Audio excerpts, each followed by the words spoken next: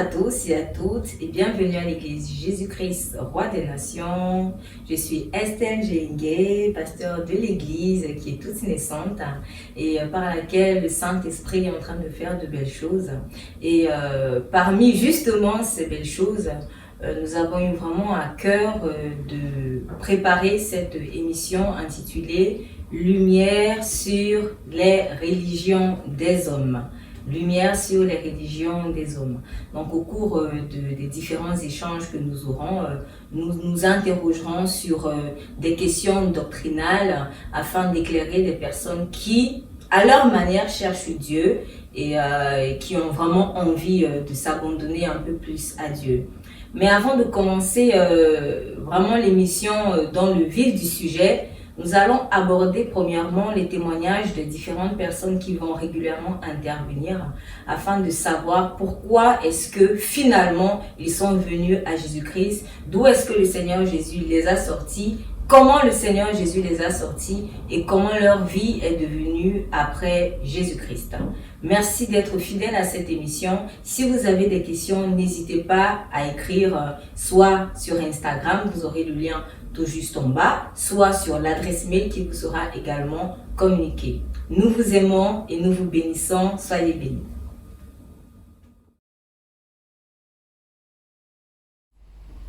Bonjour Fadoua. Bonjour Estelle. Et bienvenue à Lumière sur les religions des hommes.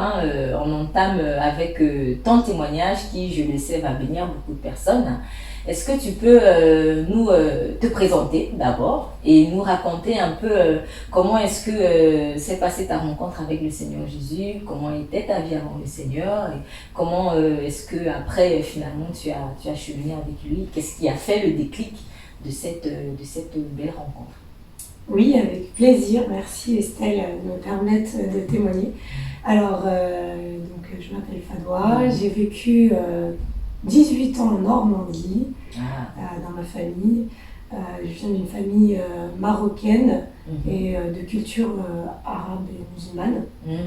Et voilà, et je suis arrivée en région parisienne après mes 18 ans pour mes études supérieures. D'accord, ok. Et comment était ta vie d'enfance, dans le cocon familial? Comment est-ce que tu voyais Dieu à ce moment-là, à cette époque? Alors, quand j'étais enfant, j'étais donc musulmane par héritage. Et donc, du coup, je croyais en Dieu. Je lui parlais quand j'étais enfant, parce que j'ai eu une enfance très difficile. J'ai vécu dans une atmosphère assez sévère et rude. D'accord. Voilà, je pouvais pas faire ce que je voulais, j'étais pas forcément libre. Oui. Il y a pas mal de sujets pour lesquels j'avais pas le droit de décider, même quand il s'agissait de ma personne. Oui. C'était comme ça la façon de fonctionner de la maison? Oui. Oui, c'est-à-dire que c'était les parents qui décidaient tout pour tout. D'accord, ok. Et tu n'avais pas le droit de décider pour toi-même? Non. D'accord. À part pour les études où on pouvait choisir ce qu'on voulait, je veux dire, le reste c'était tu fais ce qu'on te demande. Et voilà. Donc j'étais dans une routine, entre guillemets, très sectaire.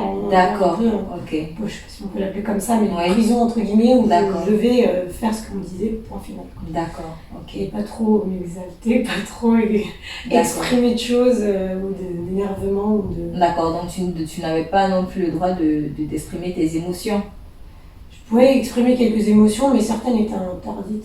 D'accord, par exemple, tu n'avais pas le droit de faire quoi? Je n'avais pas le droit de m'énerver. D'accord, tu n'as pas le droit d'être d'accord non plus. Ouais. Tu n'as pas le droit d'être d'accord. De ne pas être d'accord. Ah, d'accord. C'est comme ça, pas autrement. On me disait ta vie m'appartient en fait. D'accord. On me disait des termes comme ça. D'accord. Ta vie m'appartient. Qui te le disait? Ma mère par exemple. D'accord. On me disait ta vie m'appartient. D'accord. C'est pas toi qui décides, c'est moi. D'accord. Okay. Tu sais pourquoi elle le disait? Non. Oui. Moi, pour moi, j'ai toujours ressenti comme ça. Ils appliquaient les schémas qu'ils avaient vécus. D'accord. Et donc, dans la culture, c'est les parents qui décident pour tout. D'accord. Et les parents et les enfants, c'est même pas que dans la culture, c'est dans l'islam, les enfants n'ont pas le droit de dire ouf à un parent. D'accord. Même pas le. Non. C'est dans la culture ou c'est dans l'islam? C'est dans les deux. Dans les deux. D'accord. Ah oui, on n'ose pas le ton, on ne contredit pas. D'accord. Ok. D'accord. Les parents sont moi. Ok. Donc tu baignes dans cela et comment est-ce que est-ce que ça a eu des répercussions peut-être émotionnelles en toi? Oui, ça a eu des répercussions sur moi, évidemment. Déjà, je n'étais pas très heureuse et l'image que j'avais de la culture, aussi bien de la culture que de la religion, n'était pas forcément positive parce que j'ai l'impression qu'on était contraint de faire les choses. Sachant que quand même, je tiens à préciser, mes parents m'ont jamais obligé à pratiquer la religion. Ça, ils ne l'ont jamais fait. Ils nous ont appris, ils nous ont donné les éléments, puis ils nous ont laissé le choix de choisir de prier, pas prier. Voilà. Le seul truc qui était quand même, on sentait la pression quand même, c'était quand même le ramadan, il fallait le faire. Et moi j'aimais bien, donc je le faisais avec plaisir. Mais sinon pour la prière, le foulard, etc., le voile, c'était pas une obligation, on ne nous obligeait pas, mais voilà, ça faisait partie des règles, mais qu'on avait le choix de choisir. Par contre, c'est vrai que dans mon enfance, je ressentais pas l'amour. J'étais en manque d'amour parce qu'il n'y avait pas de douce, c'était pas doux. Il n'y avait pas de douceur, il y avait la consolation, je ne connaissais pas. Moi, j'avais l'impression que c'était bien qu'il m'arrive des choses mal. Et voilà, je ne me sentais pas particulièrement protégée dans le sens maternel de la chose. Je ne sais pas si tu vois ce que je veux dire. Oui, bien sûr. Ouais. Mais en gros, il manquait cet enrobage, cette douceur. Avec une mère, par exemple, avec son enfant. D'accord, ok. Donc, il te manquait la liberté et l'amour. Oui. D'accord, ok. Tu as essayé de le trouver? De les trouver? Alors oui, j'ai essayé de trouver ça, en effet, une fois que je suis partie de la maison. Parce que j'ai pu quitter la maison après le bac. D'accord. Quand j'avais 18 ans. J'ai eu cette bénédiction-là, merci à Dieu. Et donc j'ai cherché l'amour, en effet. J'ai cherché chez un homme. D'accord. Voilà, et j'ai rencontré un homme dès que j'ai quitté la maison, en fait, en arrivant en région parisienne, mais vraiment juste après, quoi. C'était déblocage, j'ai trouvé un homme qui était très romantique, très aimant, très attentionné. Et donc, oui, j'ai cherché, j'ai trouvé là. D'accord, ok. Et tu t'es sentie satisfaite après avoir cheminé avec cette personne? Alors au début, oui. D'accord. Parce que j'étais comblée, il faisait preuve il exprimait des émotions, des sentiments que j'avais jamais vus. Que je connaissais pas, parce que dans ma famille, dans le cocon familial, comment on appelle ça? Oui, la famille, dans le cocon familial tout simplement, eh bien il n'y avait pas ces sentiments-là. Donc je ne savais pas, je les découvrais en fait. Vous vous disiez à la maison je t'aime? Non. Ah, d'accord. J'ai jamais entendu, même mes parents me dire je t'aime. D'accord, mais lui te le disait? Lui me le disait. D'accord. Okay. Lui il me disait qu'il m'aimait, il faisait preuve de compassion, c'est-à-dire que si quelque chose m'atteignait, ça l'atteignait aussi. D'accord, ok. Et donc c'est la première fois que je voyais quelqu'un vivre les émotions pour soi, quoi. On se dit, mais oui, en fait c'est ça, il m'aime. C'est la découverte en fait. Ouais, donc tu avais besoin en fait d'attention. J'avais besoin. J'en avais pas du tout, en effet c'est exactement ça. J'en avais pas du tout d'attention. D'accord. J'existais même pas en tant que personne parce que j'avais pas le droit de beaucoup de choses. Donc je pouvais pas m'exprimer, être moi-même. Donc du coup, me sentir être quelqu'un en fait. Donc je cherchais oui en effet l'attention parce que je n'avais pas de ma mère. Et quand on n'a pas de sa mère, on a envie d'exister. Coucou, je suis là, est-ce que quelqu'un me voit? J'étais un peu comme ça et j'ai obtenu en effet l'attention de cette personne-là. D'accord. Mais bon, ça n'a pas duré. D'accord. Pas inépuisable. D'accord, ce n'était pas inépuisable. C'est-à-dire qu'à un moment donné, vous êtes épuisé ou l'un de vous s'est épuisé?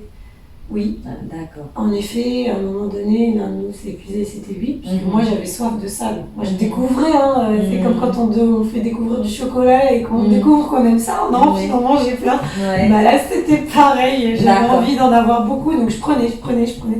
J'étais une véritable sensuelle en fait, quelque part. C'est comme ça que je me suis vue. D'accord. Parce que je pompais et je réalisais pas que j'usais la personne. J'usais la personne. Non, je réalisais pas ça. Et je me préoccupais même pas de savoir. En D'accord.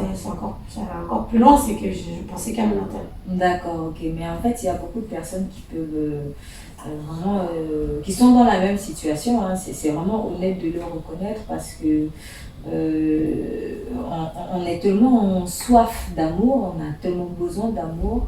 Une fois qu'on tombe sur une personne qui semble généreuse en amour, et ben on la pompe, on la suscite. Sauf que en tant qu'être humain, à un moment donné, on va s'épuiser. Donc finalement, l'homme, l'être humain, est une source épuisable d'amour. C'est une source épuisable d'amour. D'accord. Donc finalement, en tout cas, le puits s'est tari. Et quand le puits s'est tari, qu'est-ce qui se passe? Et bien quand le puits s'est tari, la personne est partie. Oui. Ça m'a fait... parce que je me suis dit, en fait, déjà, j'avais plus confiance en l'homme, hein, quelque part, parce que je me suis dit, il y a eu beaucoup de choses de dites, beaucoup d'avenir, d'envisager, mais au final, il n'y en a pas. Et donc, ça casse la confiance en soi et en l'homme. Et du coup, je me suis tournée vers le travail et les études. D'accord, ok. Donc j'ai dit, bon, ça c'est pas possible, bon, je vais voir ailleurs, quoi. D'accord. Et c'est comme ça que j'ai détourné mon attention et je me suis concentrée sur le travail et les études et les amis. D'accord, ok. Donc, dans la relation amoureuse, le puits d'amour se tarit et du coup, tu essaies de trouver un autre puits. Et tu le cherches, ce puits, cet amour-là, tu le cherches désormais dans le puits des amis, dans le puits du travail. Et ça marche bien ou pas? Ça a commencé à marcher un peu et j'ai rencontré des amis qui sont actuellement encore des amis d'ailleurs et qui ça se passait bien, ils étaient là pour moi, etc. Okay. Le travail, ça allait. Ça allait, j'ai commencé à évoluer au fur et à mesure, on me prenait je sais pas si vous pouvez utiliser le terme disciple, mais c'était un peu l'apprenti, voilà. D'accord. Et on m'a fait évoluer, j'ai changé de société pareil. D'accord. Et voilà, donc ça commence à aller. D'accord, d'accord. Et Dieu dans tout ça, est-ce que tu l'impliquais dans tes plans, dans tes projets? Non. D'accord. Non, honnêtement, non, je croyais en Dieu. C'est-à-dire que il y a eu plusieurs... Entre cette période de mes 18 ans et le travail, il y a eu plusieurs phases. Déjà, il y a eu une première phase où je cherchais une maison. Je devais habiter chez les uns les autres. Mais je croyais toujours en Dieu. Mais c'est juste que, voilà, j'étais dans une maison, puis après dans une autre, et après dans une maison. Et j'étais jamais vraiment chez moi. Donc je me préoccupais pas de Dieu en fait. Je croyais en lui, mais je me préoccupais pas de Dieu. Je me préoccupais en ma situation, quand est-ce qu'elle allait changer. En fait. D'accord, donc tu en avais un peu marre d'être hébergé continuellement. Tu voulais le chez toi, ce qui est tout à fait compréhensible. Hein. Tu voulais le chez toi, et puis à ce moment-là, Dieu, je sais que tu existes, mais on va voir après. On va voir après. Déjà, il y a chaque chose en son temps. Et donc, du coup, j'ai vécu chez ma tante, après chez ma cousine, et encore chez ma tante. Et un jour, j'ai récupéré un appartement qui était à moi. Et là, je me suis dit, ah ouais, t'es là avec moi en fait, Dieu, merci. Ah, d'accord. Donc là, j'ai commencé à dire, ah, Dieu, il est là, il est là, il m'aide. Et donc voilà, mais avant cet espoir-là, il s'est passé plein de choses. Il y avait la relation avec ma mère qui était un peu difficile. Parce que même si j'avais quitté la maison, j'étais pas vraiment libre. Et elle était là pour s'en assurer. Elle était là pour contrôler. Et un jour, j'ai décidé de couper avec le cordon familial parce que j'étais toujours chez la cousine, chez la tante. Et là, je dis stop, là, il me faut chez moi, il faut que j'avance, quoi. Je ressentais ce besoin d'avancer. Et donc, elle était contre, évidemment, ma mère. Et donc, elle m'avait dit, non, tu rentres, sinon, c'est terminé. Je fais une croix sur toi. Elle m'avait dit, utilisez ce terme, je fais une croix sur toi. Là, je me suis dit, une croix sur moi, je suis son enfant. Non, tant pis, alors, hein, si elle décide, c'est son choix, c'est pas le mien, donc ok, fais une croix sur moi. D'accord. Et ça a été dur, et à partir de là, j'ai eu quand même, le travail ça allait, mais j'ai eu des difficultés quand même. J'ai vécu des difficultés, ça n'avait rien à voir avec le travail en fait. Ouais, surtout émotionnel, de l'amour toujours. Hein. D'accord. Et en tout cas, même si tu avais pris une certaine indépendance, tu ne te sentais pas forcément indépendante parce qu'il y avait toujours comme quelque chose à ton pied qui te ramenait en arrière. Hein. Et cette chose-là, ça venait de la famille. Hein. C'est un peu bizarre de dire ça comme ça, mais en tout cas, c'est dans la famille où tu te sentais un peu plus, un peu contrôlée, même en étant sortie de la maison familiale, tu avais toujours l'impression qu'on voulait avoir un peu le contrôle sur ta vie. Donc tu l'as mal vécu. J'ai mal vécu, oui, parce que je me sentais pas libre et je l'écrivais d'ailleurs que je me sentais pas libre, j'ai l'impression qu'on me volait quelque chose en fait. J'ai l'impression qu'on me volait ma vie, qu'on me volait ma jeunesse et oui, c'est vraiment le terme. J'avais un bracelet au pied en fait, j'étais pas à la maison mais j'avais un bracelet au pied. C'est-à-dire qu'au moment où il fallait revenir, surcharge électrique, tu reviens, allez, tu reviens ici. Donc il fallait que je retourne à la maison, donc je pouvais partir, voir un peu plus loin, mais il fallait revenir. D'accord. Et tu utilises une figure de style ou bien tu parles d'un bracelet réel là, sur le pied? Non, c'est une figure de style. C'était vraiment ça. C'était comme ça que tu le vivais. Puis avec la petite décharge électrique. C'était ça. Bracelet au pied ok. comme les prisonniers qu'on libère souvent. En sursis. Voilà, c'était un peu ça. En tout cas, c'est une belle image. Si quelqu'un a l'impression d'avoir un bracelet au pied ou à la main ou je sais pas où, et sachez que spirituellement ça existe. Hein. On peut physiquement sortir de quelque chose, mais on a l'impression que, je sais pas si je peux dire que notre esprit il est resté ou notre cœur est resté. En tout cas, il y a une partie de nous qui est restée en prison. D'accord, ok. En tout cas, tu es sorti, mais il y a une partie de toi qui reste en prison et on te le fait savoir parce qu'on t'appelle régulièrement pour retourner chaque week-end à la maison. Tout à fait. C'était clair, net, limpide, t'étais pas libre. D'accord, très bien. Et est-ce que, au-delà de cette contrainte, de cet emprisonnement et d'un côté, donc ce manque de liberté, de l'autre côté, l'amour que tu essayes de trouver parmi les amis, est-ce qu'il y a eu autre chose qui a un peu chamboulé ton existence? Oui, en fait, donc quand j'ai décidé de couper avec la famille, parce que j'avais envie d'avoir mon chez moi et d'être vraiment chez moi, donc on s'est fâché avec ma mère. Et à partir de là, j'ai commencé à avoir des problèmes de santé. D'accord. Et donc j'ai été diagnostiquée avec une insuffisance ovarienne, c'est les ovaires qui s'arrêtent de travailler du jour au lendemain. Et avec tout le lot de mal-être que ça provoque, le feu de chaleur, les palpitations, tout ça. D'accord. Et les règles qui s'arrêtent, voilà. Donc, l'espoir d'avoir un enfant qui disparaît aussi avec. Et donc voilà, je vivais très très mal. Donc psychologiquement, j'étais pas bien. D'accord. J'allais pas bien. Ok. Et Dieu dans tout ça une fois de plus?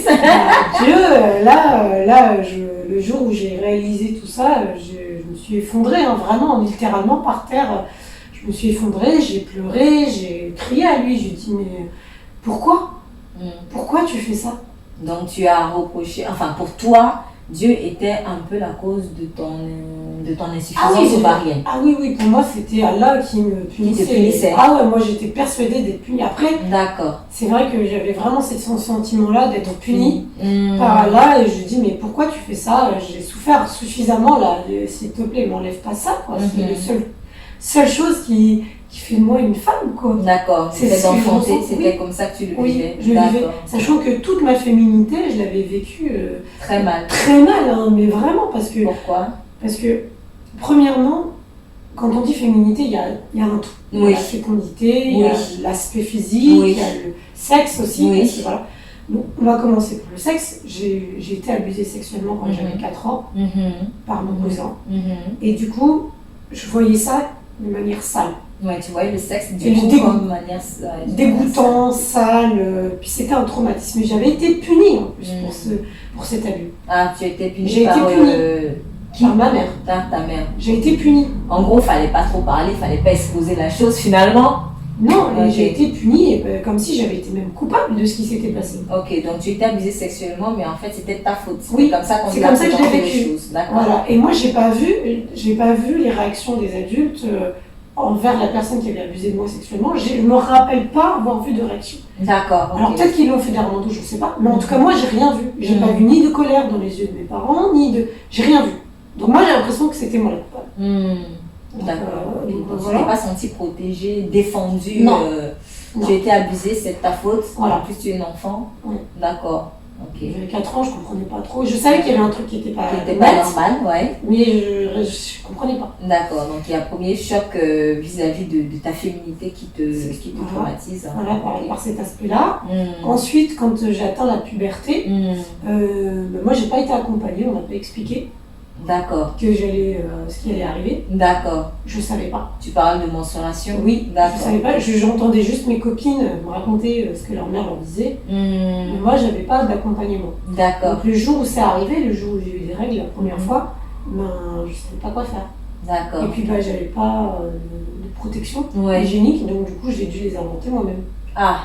Et j'avais honte parce que je savais que si on me surprenait à l'école, ce serait une humiliation en fait. Et donc voilà, et puis ma mère m'avait pas accompagnée là-dedans. Et puis senti un peu, et j'ai été exposée d'ailleurs même. Par rapport à ça, j'ai été exposée dans la famille. Quand on a découvert que finalement que je bricolais, ouais. Tu bricolais des serviettes hygiéniques. Oui. Hein. Oui, j'ai bricolé maison.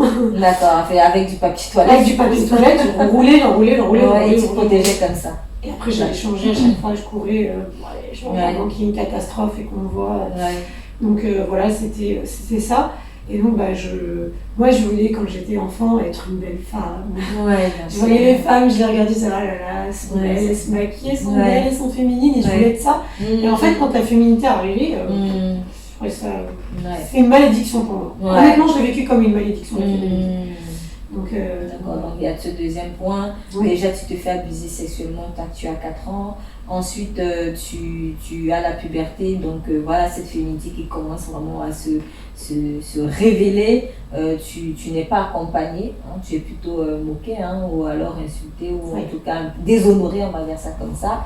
Et il y a autre chose. Voilà. Il y a eu l'insuffisance ovarienne qui arrive. Qui est arrivée. Là, c'est être une mère, quoi. Là, c'est le but d'une femme, entre guillemets. En tout cas, toi, tu le vivais. C'est comme ça que je vivais. Toi, tu voulais vivre pour être une mère et porter un enfant. Je disais toujours à la personne à qui j'étais, à l'époque, je disais, nous, on a la chance de pouvoir porter la vie. Nous, les femmes. Nous, les femmes. Nous, on a la chance quand même. On porte la vie. Non, les hommes. Non, mais nous, on fait quelque chose. Je me vantais d'ailleurs. Tu te vantais. Et puis, je me disais, pas bon. Finalement, boum, non, pas de la seule chose qui te restait, sur laquelle tu pouvais t'accrocher en dehors du travail, donc le fait de porter la vie, elle t'est enlevée. Elle m'était enlevée, voilà. Et puis je perdais mes cheveux aussi. Et là, c'est pareil. Sachant que les cheveux, c'est la corde de la femme, il est écrit dans la parole de Dieu. Tout à fait. Un jour, je me faisais un brushing, j'ai fait ça, et là, tous mes cheveux tombent. Et j'en avais plein, les genoux, les trucs. D'accord. Et là, je dis, non, là, c'est trop, quoi. Là, tu vois que ton corps, il se dégrade. Il était en train de s'éteindre. Je comprenais pas. Et là, oui, c'est là où j'ai crié. Je dis, non, je comprends pas. Pourquoi tu me fais vivre tout ça? D'accord. Donc, tu crois que c'est Allah qui te fait vivre ça, qui te punit. Est-ce qu'Allah t'a répondu à ce moment-là? Non, tu n'as eu aucune réponse. Est-ce qu'il te répondait d'ailleurs, Allah? Non. Ok, donc tu n'étais pas. C'était pas un scoop pour toi qu'Allah te répondait pas par rapport à ça, parce que pour toi, Allah ne parle pas, ne répondait pas. En tout cas, pas à toi. En tout cas, non, c'est clair, il parlait à personne. D'accord. Tout court. Pour moi, il parlait à personne. Pourtant, tu priais? Oui. Tu priais? Oui, prier. À cette époque-là, précisément pas encore. Mais après, je me suis mise à la prière, oui, tout à fait. Mais je ne m'attendais pas à des réponses, en fait. D'accord. Pour moi, il n'y avait pas de réponse, il ne parle pas à Dieu. Mais elle consistait alors en quoi tes prières? Moi, lui parlais, mais lui... Ok, donc les prières, c'était quoi? Tu parles, et puis... Alors, du coup, je me suis mis à prier. Enfin, là, je priais pas, à ce moment-là. Juste, je parlais, en fait. Juste, je discutais et je disais, je comprends pas... ce qui se passe, pourquoi, comment, c'est quoi cette vie.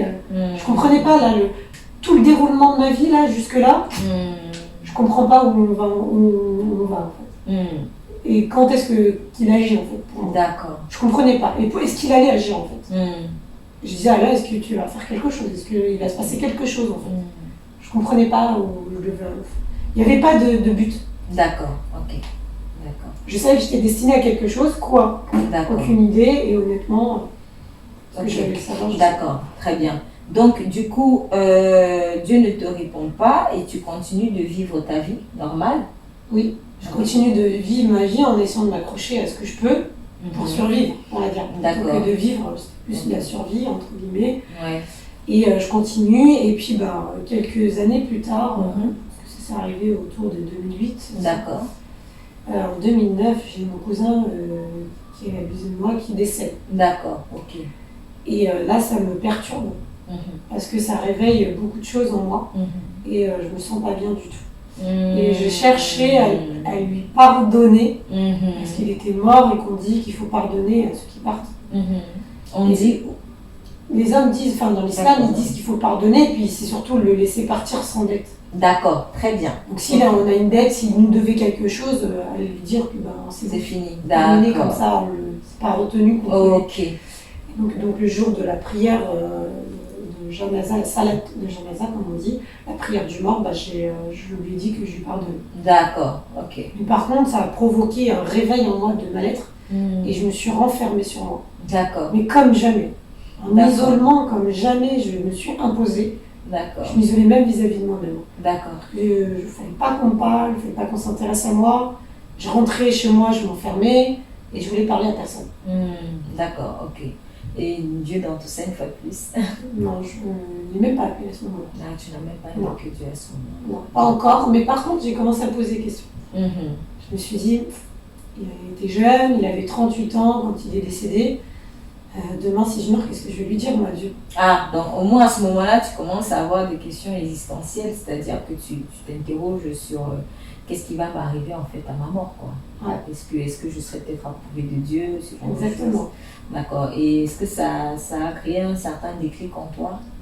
Oui, parce que j'ai eu peur. D'accord. Ah, j'ai eu peur. Oui, j'ai eu peur. Je me suis dit, si demain je meurs, je vais aller en enfer en fait.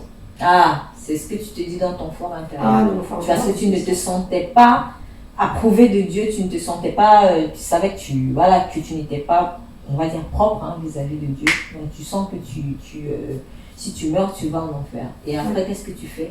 Là, je me dis, il faudrait que je me rentre dans le rang en fait et que je rentre dans le moule qu'on m'a donné et que j'applique les règles du Coran parce que sinon, ça va chauffer pour moi. D'accord, ok. Donc pour être approuvé de Dieu, tu décides de respecter un peu plus les règles du Coran. Oui, donc là, je me dis, il faudrait peut-être que je commence par la prière. D'accord. Donc là, je dis, ok, je vais me mettre à prier, donc je fais ma salate. Et je me rappelle très bien de cette première prière que j'ai faite dans la salade où j'ai demandé à Dieu de me pardonner. Je lui ai demandé de tout mon cœur. Honnêtement, je dis Allah, pardonne-moi, je me suis égarée, pardonne-moi. Je vais commencer à prier maintenant et je ne m'arrêterai pas. Et je lui dis aussi, s'il te plaît, tu m'as marié dans le ciel et marie-moi sur terre comme tu m'as marié dans le ciel. Pourquoi tu fais ce type de prière-là? C'est quoi ces prières? Tu m'as marié dans le ciel, tu me maries sur terre. Parce qu'en fait, on dit que chacun est destiné à être avec quelqu'un. Et moi, j'avais ce problème de fertilité. J'étais persuadée qu'au début, que j'allais rester seule. Parce que qui veut d'une femme qui ne peut pas avoir d'enfant? C'est très rare de trouver des personnes qui acceptent. Et donc, j'ai mon espoir en lui, en fait. Quelque part, je lui ai dit, d'accord. Je voulais qu'il... Et comme on nous disait qu'on était mariés dans le ciel avant... Alors, c'est qui quand tu dis c'est où? La croyance islamique. D'accord. On est mariés dans le ciel avant d'être mariés sur terre. D'accord. J'avais envie de trouver cet homme de ta vie, en fait. Mais oui, il savait, lui, il sait. Moi, je sais pas, mais lui, il sait. D'accord. Voilà comment tu réfléchis. Voilà. D'accord. Et tu as été exaucée? Quelques temps plus tard, j'avais l'impression d'être exaucée, oui. D'accord. J'avais l'impression d'avoir été exaucée, parce que après ça, donc, j'ai continué à prier, et ma tante, 6 mois après le décès de mon cousin, est décédée elle-même. Il y a la mort de son cousin avec elle. Et cette tante, je la considérais comme ma mère. D'accord.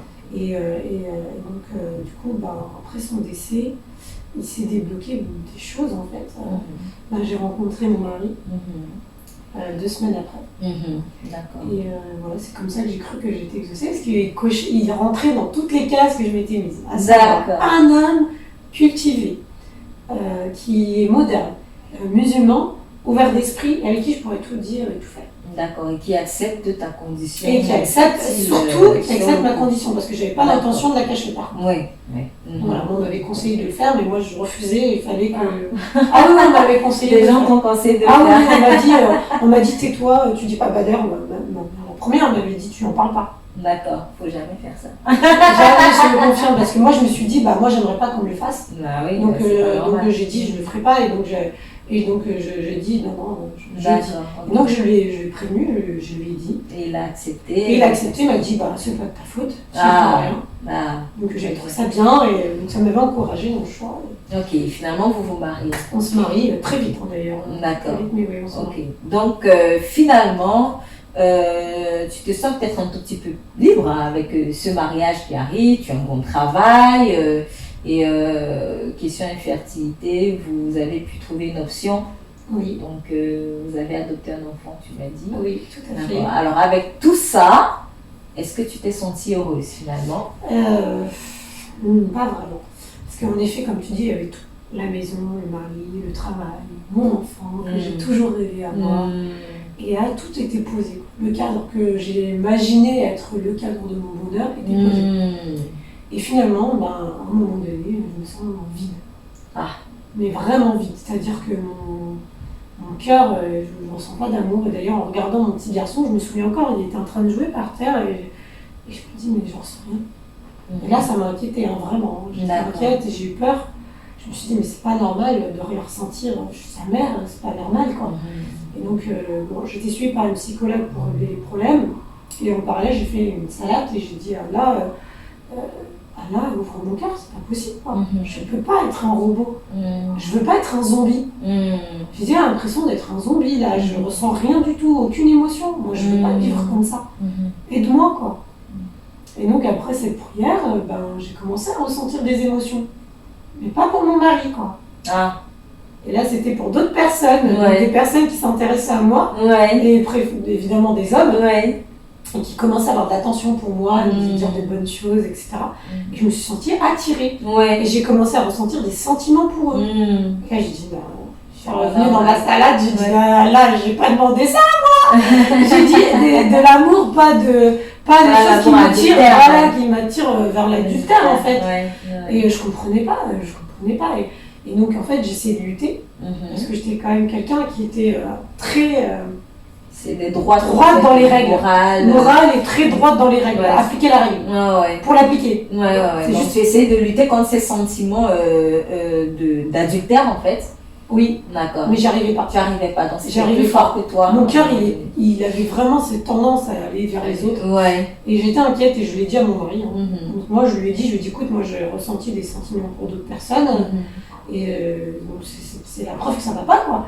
Et il m'avait expliqué en gros que oui, c'était normal. C'est normal, c'est humain, quand on est dans une situation où ça va pas. Mais bon, voilà. Ok, d'accord. Et il essayait de me déculpabiliser un peu, mais moi ça continue à augmenter. Mais je ressentais le truc qui montait de plus en plus haut, de plus en plus fort.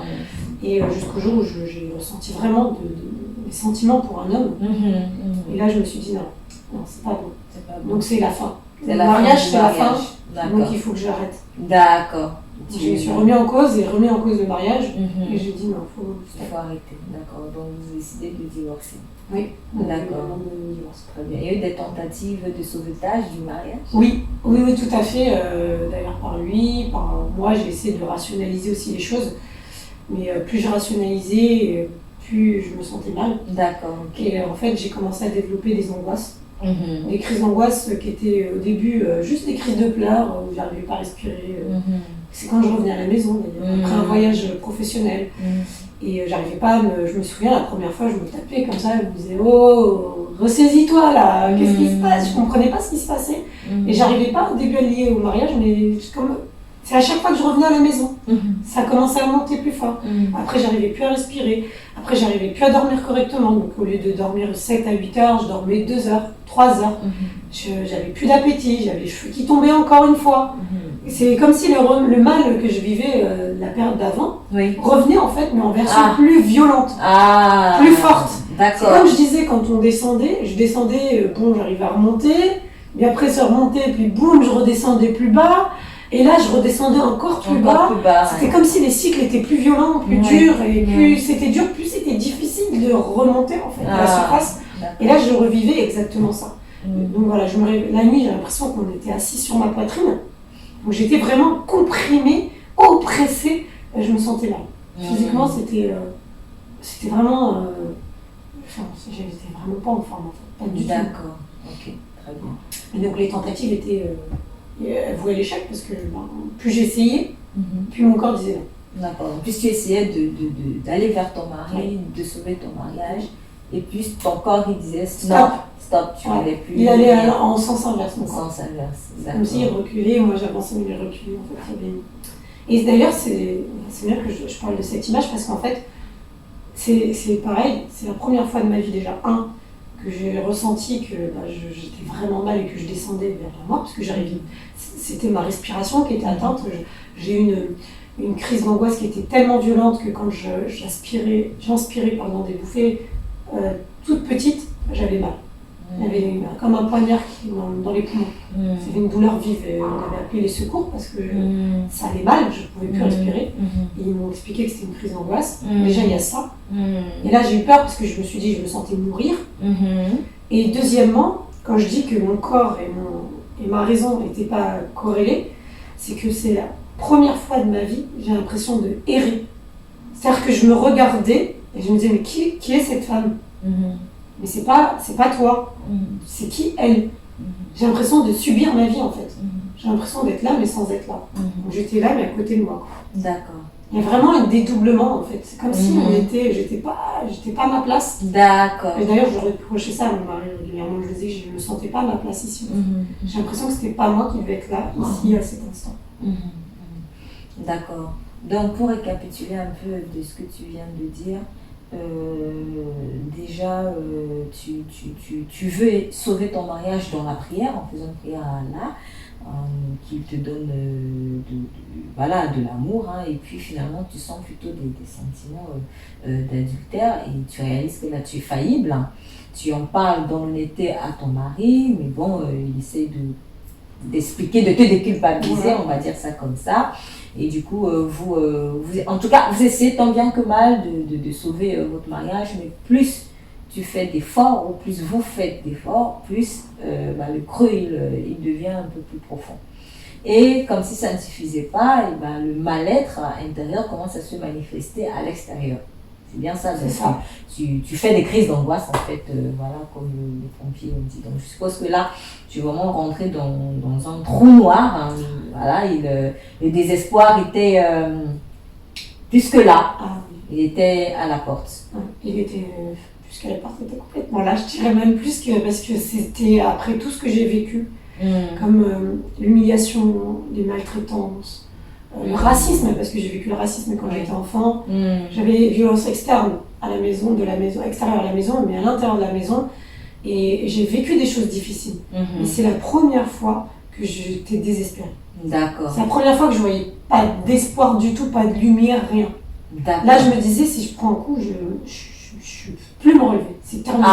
Autant avant, j'avais toujours l'espoir de vivre quelque chose, d'aller chercher quelque chose qui me ramenait à la surface. Là, je voyais plus en fait ce qui pouvait me ramener à la surface. D'accord. Donc là, il n'y a plus moyen de trouver la moindre source encore, parce que là, toutes les sources, tu les avais épuisées en fait. Exactement. À ton niveau, toutes les sources étaient épuisées. Oui. Et c'est à ce niveau-là que nous allons rentrer donc dans le deuxième temps de ce témoignage. À tout de suite.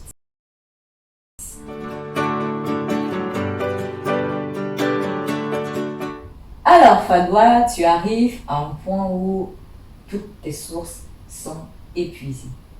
Qu'est-ce qui se passe? Eh bien un jour, non seulement mes sources sont épuisées, mais ma santé continue de descendre.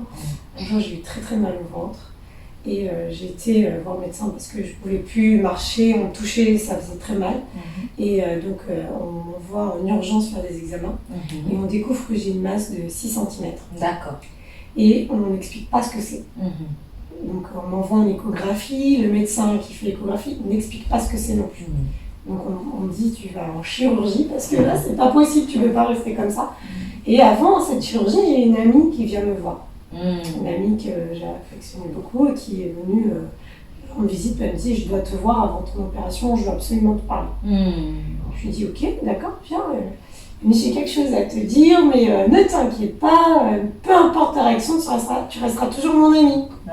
Et je lui dis ok, oh là là, qu'est-ce qui se passe? Et donc, voilà, et donc cette amie, elle m'avait dit, juste pour faire un petit résumé du contexte, cette amie m'avait indiqué il y a quelques années en arrière qu'elle était possédée quand il y avait des esprits.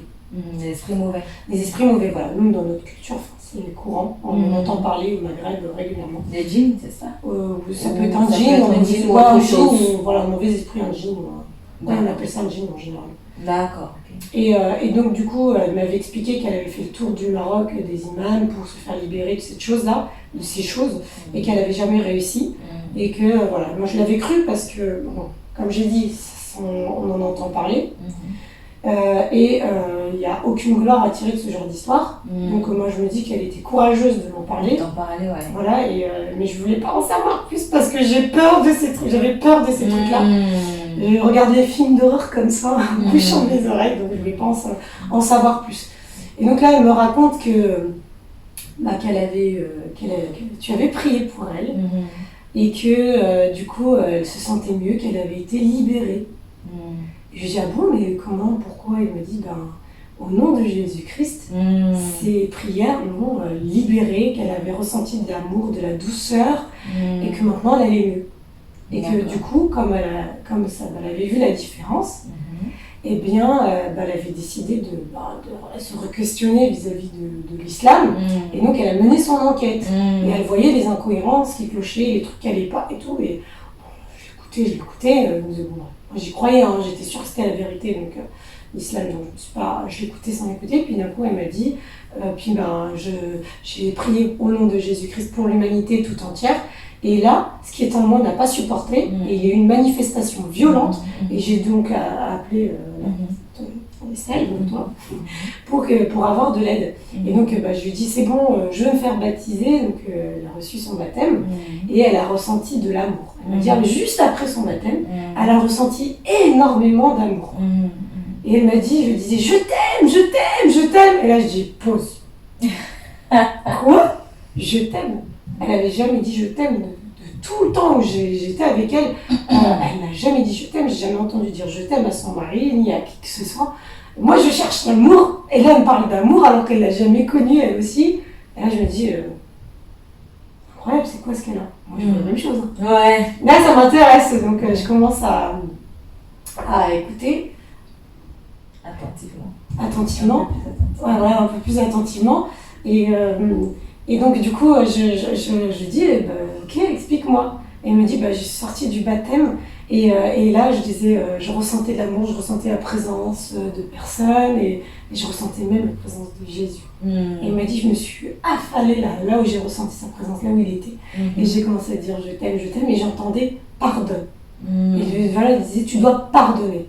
Et là, elle disait, je pardonne à ma mère, je pardonne à ma soeur, je pardonne à mon frère. Et là, je disais, waouh! Parce que je la connaissais, enfin, quand il y a quelqu'un qui fait du mal, elle ruminait beaucoup, enfin, elle tournait le truc dans sa tête, etc. Et voilà, et là, elle dit je pardonne. Je fais un attends, c'est excellent ce qu'elle a vécu. J'ai dit, elle a ressenti l'amour, et on lui demande de pardonner, mais c'est génial, quoi. Et elle me dit, maintenant, je crois plus en Allah, et je suis plus musulmane, et je suis chrétienne. Et là, je dis, waouh! Je me suis dit, dans mon fort intérieur, bon, je l'écoutais, hein. C'était magnifique ce qu'elle me racontait.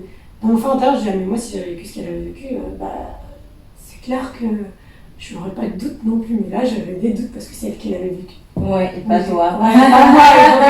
Et donc, du coup, j'écoutais et je disais, mais c'est vrai que si je vis ce qu'elle me dit, je ne poserais pas 10 000 questions, finalement. Voilà.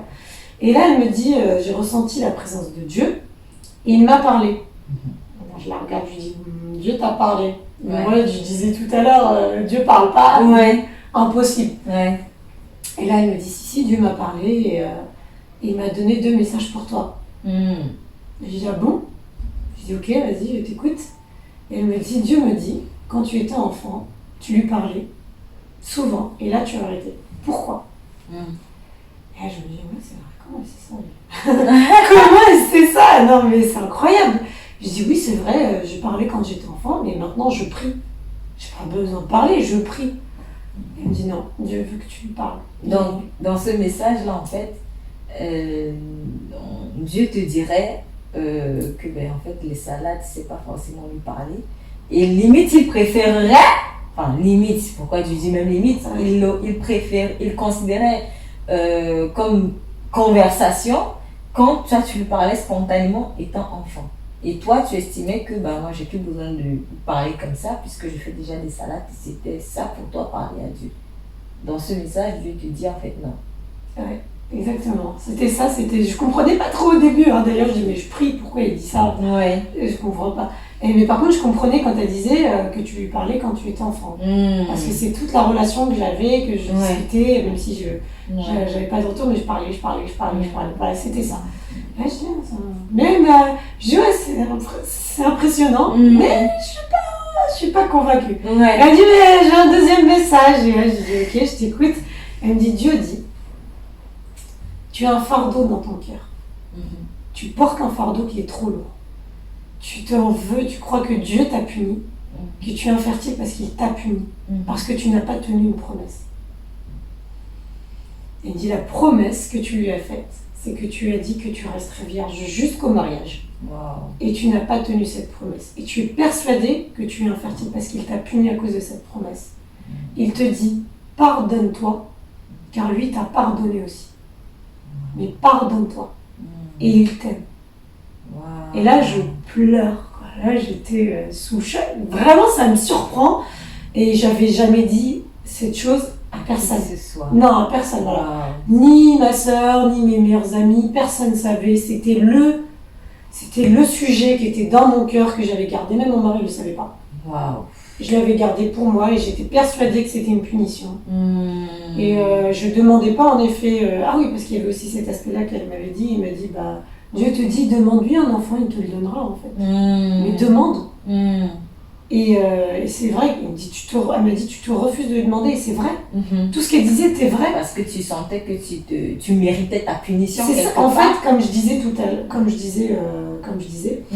en fait, dans l'islam, on considère que quand on souffre, Dieu nous purifie des choses qu'on a faites. Et donc moi, j'estimais que c'était ma purification. Ouais. Et j'avais pas le droit de demander quoi que ce soit. À partir du moment où j'avais trahi cette promesse, en fait. Ouais.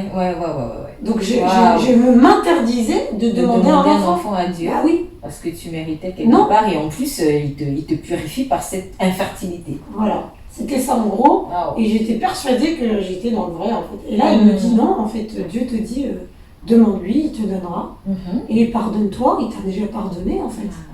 Et là, je me dis, Dieu m'a pardonné, et Dieu m'aime. Et là, le Dieu m'aime, c'est surtout cette phrase qui m'a fait fondre en fait, parce que Dieu m'aime quoi. Dans l'islam, tu n'avais jamais appris que Dieu t'aime? Non, il n'y a jamais de parole comme ça. J'ai jamais eu d'enseignement, ni de la part de mes parents, ni de la part d'un imam, qui dit Dieu t'aime. Ouais. Ça, c'est jamais arrivé. Même dans le Coran, alors que je l'écoutais en boucle, parce que pour la petite histoire, j'écoutais en arabe, traduit en français, donc c'était quelqu'un qui disait le Coran. Donc je mettais les écouteurs dans mes oreilles quand j'allais au travail, quand je revenais du travail, et j'ai fait comme ça le Coran en boucle pendant des années. Wow. J'ai jamais entendu Dieu t'aime. Waouh. Jamais. D'accord. Donc là, ça me touchait en fait. Ça te touche, d'accord. Ah ouais, j'étais touchée, je me dis Dieu m'aime. Et comment tu réagis après ces messages? Du coup, est-ce que les doutes ils sont tombés ou tu es encore restée un peu prudente? Je suis quand même restée prudente, hein, parce que voilà, après je suis partie, donc je me suis fait opérer, je suis revenue de l'opération, je suis rentrée en convalescence, c'était pile poil avec le confinement, le premier confinement, donc c'était le 17 ou 18 mars, le 17 mars je crois, 2020. Et donc là je me dis non, je suis toujours interpellée, mais la peur en moi est là et je veux pas changer comme ça de religion. Puis j'avais pas l'intention à la base de changer de religion. J'étais pas dans la recherche de changement. Et donc du coup et un jour je fais une prière pendant le confinement et je dis à Allah aide-moi à affronter ce qui m'attend parce que je vais divorcer, je me retrouve toute seule, je me sens pas dans l'âge comment on appelle ça, l'âge d'or ou c'est pas je suis pas glorieuse, on va dire, pas de gloire en moi là, il y a rien, pas de force, il y a rien. C'est pas le meilleur de ma forme, donc je me dis il faut que j'ai besoin d'aide, aide-moi quoi. Aide-moi à affronter. D'accord. Et là j'étais ici, hein. Je priais ici pour un fait, j'arrivais là et j'étais en train de ranger ma tenue de prière et je reçois un message de mon ami qui me dit Dieu te dit lève-toi et marche, je serai avec toi. Et n'aie pas peur, je serai avec toi. Waouh. Elle me dit, oh, comment elle sait que j'ai fait une prière pour ça? C'est fort quand même, sans vouloir te couper, parce que en fait, dans la Bible, il y a cette parole que Jésus a donnée à un paralytique: lève-toi, prends ton lit et marche. Donc, en fait, derrière ces paroles, moi je les reconnais, je n'étais pas là, mais je reconnais en fait des paroles de Jésus-Christ. En fait, elle te donnait par ces paroles de prophétie, mais des paroles de Jésus-Christ pile poil, quoi. Donc, c'est assez impressionnant. Ah ouais, non, c'est clair. Et là, j'étais impressionnée, je dis, mais comment, mais waouh!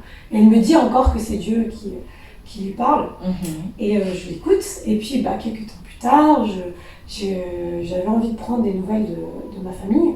D'accord. Attends, un instant, il faut bien préciser, parce que quand tu as reçu cette parole, elle ne savait pas que tu étais en train de faire ta Non, elle était chez elle, toi tu bien étais sûr, chez on était toi. en confinement. Donc, Oui. Dieu vraiment lui a parlé, mais c'était à distance, elle Oui. était chez elle, quoi. Oui. Et elle reçoit un message et elle sent qu'il faut qu'elle te l'envoie. Tout à fait. Elle te l'envoie et ça tombe pile poil. Pile poil au sur moment ton besoin. Exactement. Pile poil au moment où Très j'ai bien. rangé ma tenue. Ok. Alors qu'elle n'était pas là. Ça t'a encouragé cette parole? Oui, ça m'a fait chaud au cœur. Ouais. Ça m'intriguait, j'avais envie d'en savoir plus et d'en avoir plus parce que je me dis, ah, Dieu, il parle. Ouais. Je commençais à croire que Dieu parle. Dieu parle. Ça commençait à mûrir dans moi. Ouais. Et donc, à un autre moment, toujours pendant le confinement, j'ai voulu prendre des nouvelles de ma famille et j'ai appelé ma sœur. Et ma sœur me reçoit d'une manière qui m'a un peu blessée, entre guillemets. D'accord. Elle me dit, qu'est-ce que tu veux? Convalescente, personne n'a pris des nouvelles. J'appelle, me parle comme ça. Franchement, c'est pas grave. Je dis, attends, je te passe la cousine. Donc elle passe la cousine fait, wesh, qu'est-ce qu'il y a? Je dis, wow, ok, c'est bon, je raccroche. Franchement, j'avais pas envie. Je raccroche et je viens ici sur cette année. Je me mets à pleurer comme une madeleine. J'étais blessée en fait, parce que déjà j'allais pas bien et personne ne prenait de mes nouvelles. J'avais besoin. Manque d'attention. Manque d'attention, voilà, toujours un manque d'attention, voilà. Et j'avais besoin de ça en plus. C'était vital pour moi d'avoir de l'attention. Je sentais que j'en avais besoin et je l'avais pas et j'étais en train de pleurer. Et mon amie m'envoie encore un message. Elle me dit, mais pourquoi tu pleures? Ne leur en veux pas, ils savent pas ce qu'ils font. Elle reçoit une fois de plus un message de Dieu, t'es chez toi, Oui, elle est chez elle. Elle est chez elle. Elle reçoit une parole, elle te l'envoie et ça tombe encore pile poil au moment où tu en as besoin. Exactement. Et elle me dit, ne pleure pas, ils ne savent pas ce qu'ils font. Pardonne. Waouh. Et là, une fois de plus, je précise, cette parole qu'elle t'a donnée, sachant qu'à ce moment, elle venait aussi de donner sa vie à Christ, donc elle ne connaissait pas forcément plein de versets bibliques, mais ce qu'elle t'a dit correspond à un passage aussi où Jésus a dit quand il était à la croix, « Père, pardonne-leur, car ils ne savent pas ce qu'ils font. » Donc c'est juste pour vous dire, je fais cette petite parenthèse, les paroles de prophétie que vous recevez correspondent toujours à la parole de Dieu, à la Bible en fait. Donc moi c'est ce qui m'interpelle dans ce message et j'ai envie de dire que oui, ce sont vraiment de vraies paroles prophétiques parce qu'elles me renvoient à chaque fois à des passages de la Bible. Très bien. D'accord, mais en tout cas, oui, j'étais assez impressionnée. Ouais. Et il me disait, c'est Dieu qui m'a demandé de te parler, qui m'a dit console-la, elle ne va pas bien. Et là, j'étais touchée parce que je me suis dit, Dieu, il me voit. Dieu, il est présent et ça lui fait quelque chose que je sois triste, apparemment. Il a envie de me réconforter. Et ça m'a fait plaisir de savoir ça, en fait. D'accord, donc là, tu réalises que peut-être tu n'attires pas l'attention de personnes qui te sont proches, mais tu attires l'attention de Dieu. Dieu te donne de l'attention. Dieu m'a donné de l'attention, tout à fait. Et donc, je suis émue, je me mets à pleurer encore plus parce que ça me touche. Et au même moment, je reçois d'un collègue qui est un ami aussi, une chanson à ce moment-là, qui dit, alors cette chanson, je ne l'oublierai jamais, qui dit, c'est Leave the light on, ça veut dire laisse la lumière allumée. Et cette chanson dit, nous connaissons les troubles qui coulent dans tes veines, regarde en haut de la colline, il y a une maison, là-bas tu trouveras notre grâce, et je laisserai la lumière allumée. Il y avait ces paroles-là, et il y avait aussi dans la chanson, cette parole qui est très incroyable, qui dit, un seul coup de fil a allumé des étincelles. Et c'est exactement ce qui s'était passé. J'avais appelé ma sœur et ça avait provoqué de la tristesse en moi parce que je n'avais pas eu l'attention que je voulais. J'étais triste, vraiment blessée en fait. Et comme disait la chanson, un coup de fil, à allumer les étincelles. Ouais. Et la chanson tombait, mais à pic, quoi. Ouais. À pic, quoi. Donc là, Dieu me parlait à travers mon ami, mais à travers moi. Et Et là, il a été là, il était vraiment là pour me dire, bah, je suis là, en fait. Ouais. Il est là et en plus il te dit en gros allumer la lumière. Allumer la lumière. Comme dit la chanson, allumer la lumière. C'est ça. Allumer Ouais. la lumière. Ouais. Et là, ça me parlait. Et les troupes qui coulent dans tes veines, je les connais. Je sais ce qui se passe ce qui coule dans tes veines. Et là, je me disais, oh, je me connais bien en fait. Et là, je me sentais entourée par un amour, par quelque chose qui.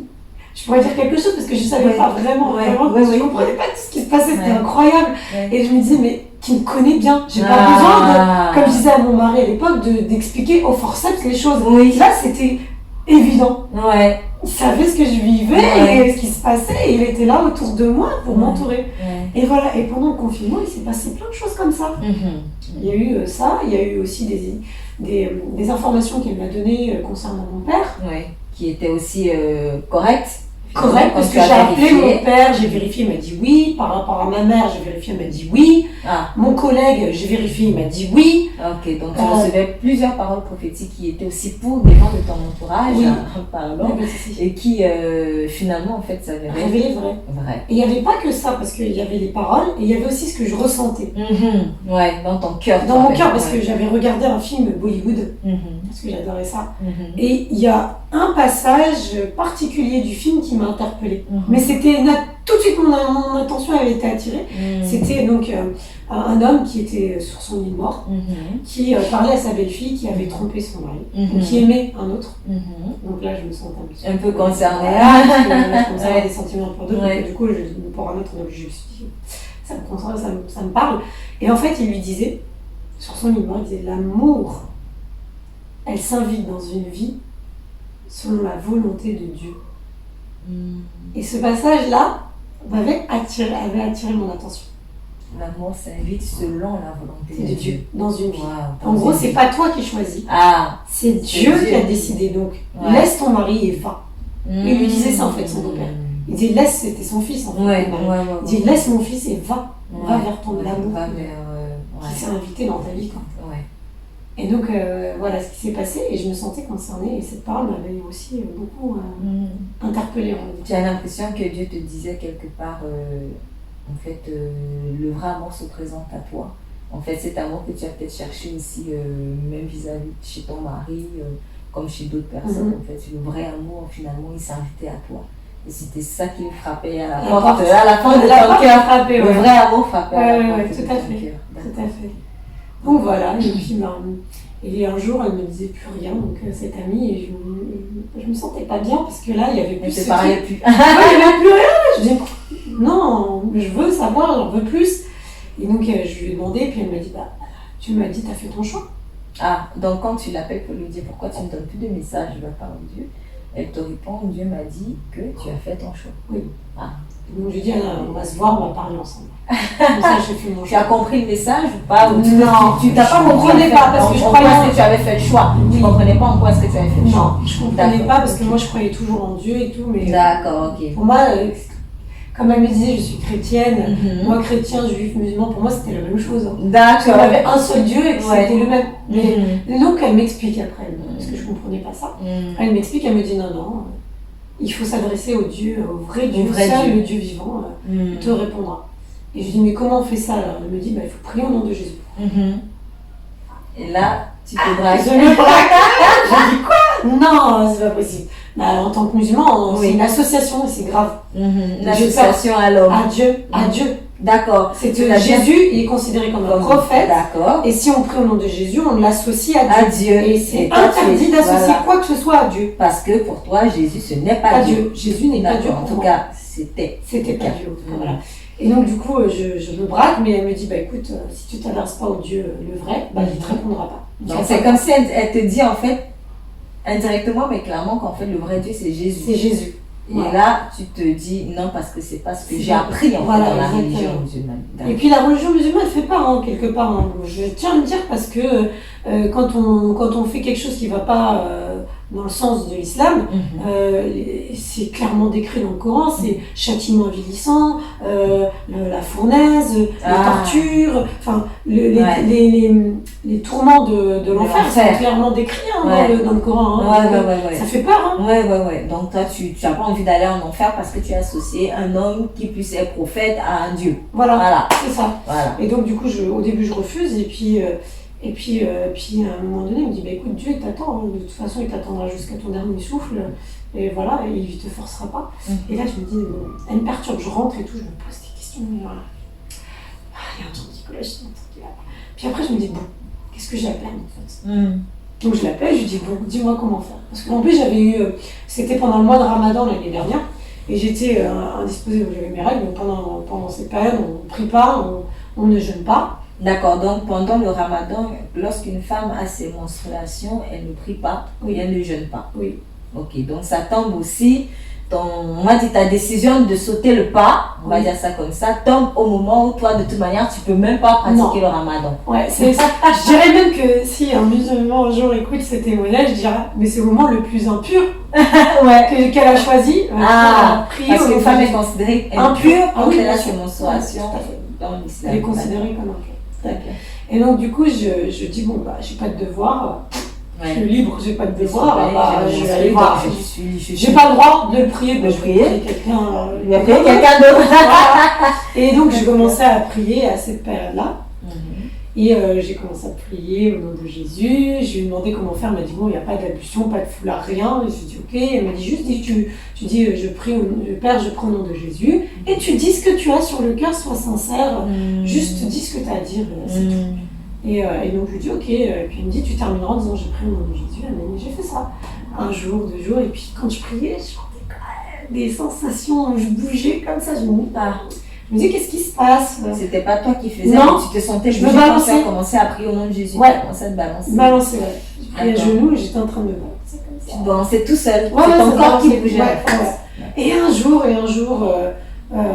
ça faisait moins d'une semaine, j'ai prié comme ça.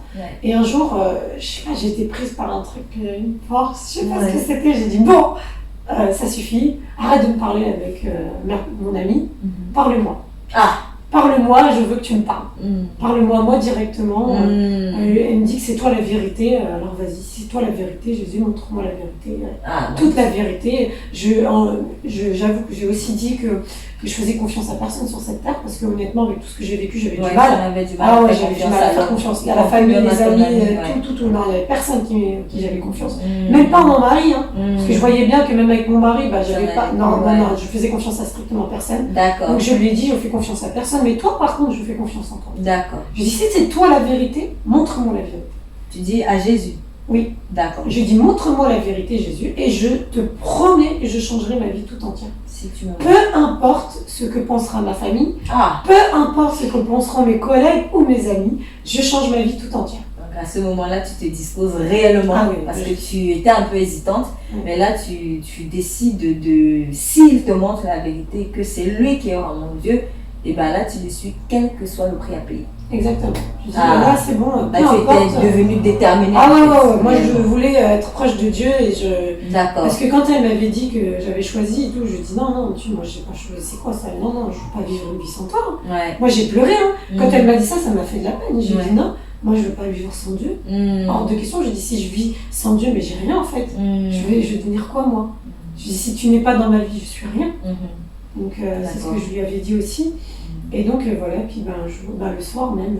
Le soir de cette prière à Jésus. À Jésus, je dormais, j'ai fait un rêve que je n'oublierai jamais d'ailleurs, où j'étais dans un bus avec un homme que je connaissais pas et je l'aimais. J'avais un amour incroyable, tellement j'étais surprise que je regardais, j'ai un cœur, il est vivant. Il est vivant. Là, tu réalises dans le rêve, en fait, tu as un cœur et qui est vivant.